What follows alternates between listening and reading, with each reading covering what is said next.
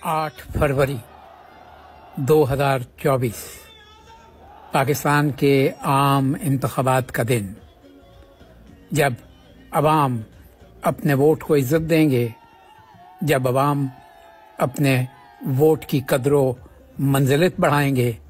इसी सिलसिले में पाकिस्तान में जारी इंतखाबी मुहिम 6 और 7 फरवरी की दरमियानी शब को पाकिस्तान के वक्त के मुताबिक रात 12 बजते ही इंतखाबी मुहिम ख़त्म कर दी गई।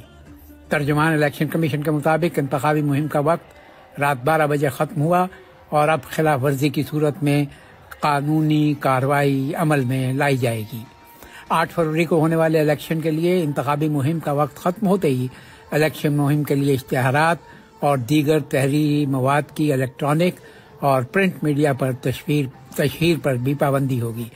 वाज़ेह रहे कि मुल्क में आम इंतखाबात के लिए वोटिंग 8 फरवरी बरोज़ जुमेरात को सुबह 8 बजे शुरू होगी और शाम 5 बजे तक जारी रहेगी। तर्जुमान इलेक्शन कमीशन का कहना है कि वोट के लिए असली शनाख्ती कार्ड लाजमी है। ज़ायदुल मियाद शनाख्ती कार्ड पर भी वोट डाला जा सकेगा। तर्जुमान इलेक्शन कमीशन के मुताबिक 8 फरवरी 2024 के इंतखाबात के लिए छपवाए गए लगभग 26 करोड़ बैलेट पेपर्स की तस्हील का काम मुकम्मल हो चुका है। आम इंतखाबात के लिए लाहौर, कसूर और शोकोपुरा में फौज मुतय्यन कर दी गई है। पाक फौज के दस्ते क्विक रिस्पांस फोर्स के तौर पर अलर्ट रहेंगे।